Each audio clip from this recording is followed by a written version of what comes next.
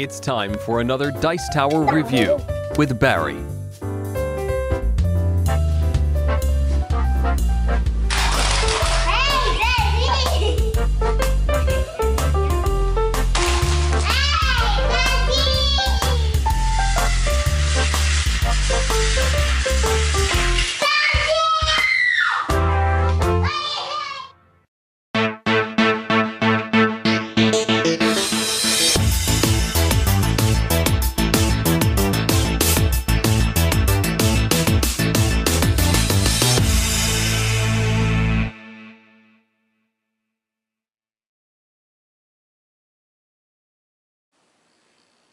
Welcome to the island, or as it's known in the rest of the world as Survive, Escape from Atlantis. This is Atlantis. It's beautiful, isn't it? This game is for 2 to 4 players, and each player will choose a people of one colour, green, yellow, red or blue, and their responsibility is to get these people off on the boats and onto the safety zones on the outskirts of the board. There are 4 of them. But unfortunately it's not as easy as that, because there are sea monsters, there are sharks, and there are beached whales. Well, there's no beach whales, but there are whales. And all of these things will be playing their part in the game to sabotage and make your life a misery. Game setup. Now, these tiles are interchangeable, so you can place these anywhere you want to make a random island, but as long as they conform to this shape. There are 5 sea monsters which start at the beginning of the game in these places. And then everybody will get their 10 people of their colour. Each of these has a number on the bottom. That is basically how important that person is. Either they're in the government or they're researchers researching the island. And what will happen is everyone will take a turn to place one of their people on the island. So green goes, yellow goes, blue goes, red goes. Then it's back to green. Then it's back to yellow, and then it's back to blue, and then it's back to red. And then eventually the island will be filled up a bit like this. As you can see, the setup resembles this. It's 1 person per hex. Okay, once all the players have been put out their people, they also have 2 boats which they have to place out. So everyone takes a turn to place their 2 boats. As you can see, the numbers are hidden. So nobody knows where your number 6s are, where your number 1s are, and your number 2s or whatever. Only you know, but you've got to memorise all that. Okay. Oops. Now setup is complete and we're ready to play. Now, there are 4 phases on your turn. 4 phases. Very simple. The first phase is play a red tile if you have one. I will go into what a red tile is later. Second phase is you have 3 points of movement. Now, that means that you can move 1 person 3 spaces, or you can move 3 people 1 space each, or you can move 1 person 2 spaces, 1 person 1. This also includes boats.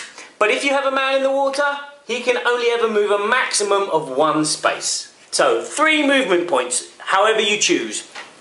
Third phase is you will remove a tile from the board. You will start with the sand tiles. Once the sand tiles are gone, you will start with the forest tiles. And once the forest tiles are gone, you start with the mountain tiles. Now, it's very simple. You remove a tile. There will either be a red tile or a green tile. A green tile is play immediately. So what will happen there is a shark will come immediately into that space. A red tile is a tile that you can hold in your hand. As I said, it's phase 1. You can play a red tile. So that would go into your hand, or the green one you play immediately. Fourth phase. You will take the dice, you will roll it, and see which monster moves. In this case, a shark. If there are no sharks on the board, you can't move a shark. Obviously there's the sea monsters, and there's also the whales. Okay? Let's explain. A sea monster can move 0 or 1 space when you roll the dice. He will eat a boat and a person if it is in that space. Or all people that are in that space. So if there were 3 people on the boat, all 3 of them will be eaten. A shark can move 0 to 2 spaces, and he only eats swimmers. And the whale can move 0 to 3 spaces, and he destroys boats, dropping people into the water. Nasty, hey? After that, it goes to the next player, and they start with phase 1. Now let me explain the tiles. The red tiles first. They're very simple. When you pick a red tile up, it goes immediately into your hand, hidden, so nobody can see what it is.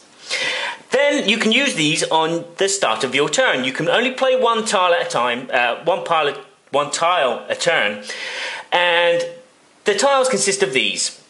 These 3 tiles are the certain monsters can move anywhere on the board. So you take a monster, move it anywhere.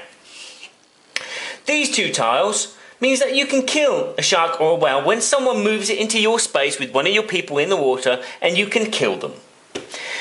These 2 are beneficiary. You play them at the start of your turn, and if you have a swimmer who cannot get back onto land because they're in the water, he can move 3 spaces with the help of a dolphin. And this here is a favourable wind which pushes a boat of your choice 3 spaces in your direction. So that's the red tiles. What about the green tiles? These are the green tiles. When these are turned over, they are played immediately. So a whale, a shark or a boat is immediately placed in the space where that tile was taken. Simple. So you add more and more monsters to the board. This is a whirlpool, and obviously a whirlpool will just suck in everything in its space and any of the surrounding spaces. This is the volcano. This is on the mountain, obviously, and this will signal the end of the game, which means that any person still on the island, still in the water, are immediately dead, and then you just count the points on your surviving survivors who have survived this survival horror. The Island is a board game that everybody should buy for their parents, so when they go for lunch they can play this game and seek their revenge on their parents by doing nasty things to them. This game is fantastic. If you don't own it, go and get it, because it is simple. The fact that this was first printed in 1982 and it's been reprinted now and it still holds up as a fantastic game. It doesn't take long to play, 45 minutes. The component quality is fantastic, from the tiles, which are thin sand tiles, thick forest tiles, to mountainous mountain tiles. The symbolic monsters, the sharks, the insert for the box, everything just holds beautifully. The artwork is lovely. That is in itself fantastic. The game is evil though. You cannot play this game friendly like.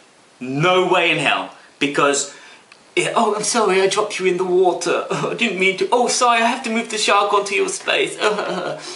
No. You have to be nasty. Okay, randomness, the niceness of the map being random at the beginning of the game. You can put the tiles anywhere you want. Fantastic. The randomness of the dice, which monster moves at the end of the turn. The randomness of what's hidden underneath your tile. Is it a shark that appears, a whale that appears? Yeah, it's randomness, but there is strategy as well. Now let me explain. I showed this game to my family, and I had my mum and my dad play against, not play against, but I had my mum and my dad, my sister and a friend. Now, there was a team formed. My friend and my sister teamed up and they were helping each other. Now, let me explain what I mean by helping each other.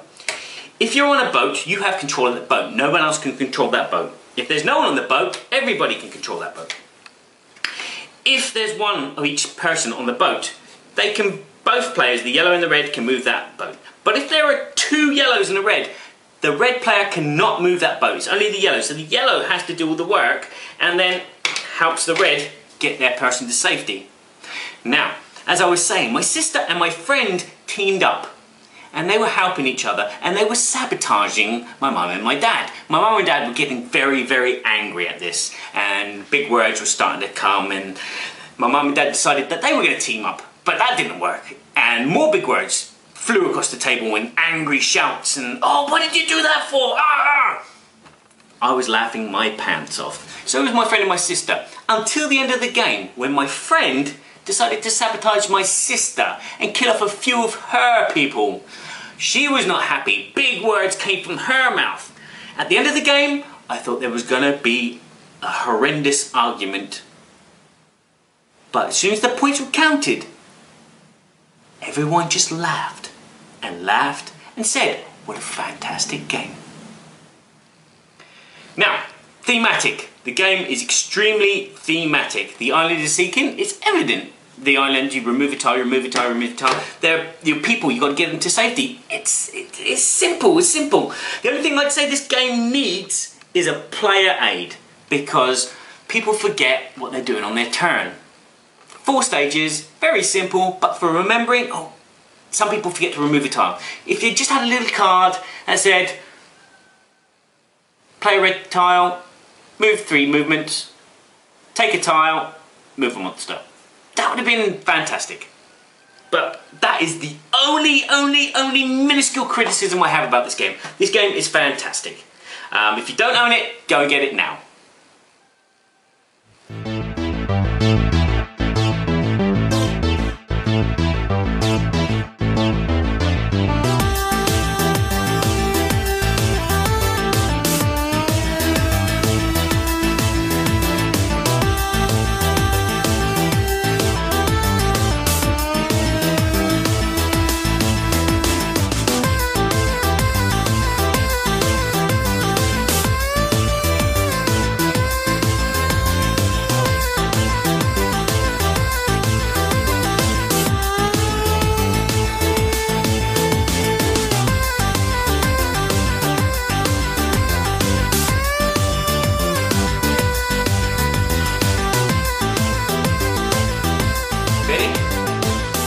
Okay, so summing up for the island. The island is a board game that everybody should be nasty. Oi! Thanks for watching our review today. For more information about board games, as well as the #1 board game audio podcast, check out Dicetower.com for reviews, interviews, and more. I'm Eric Summerer, and you've been watching The Dice Tower.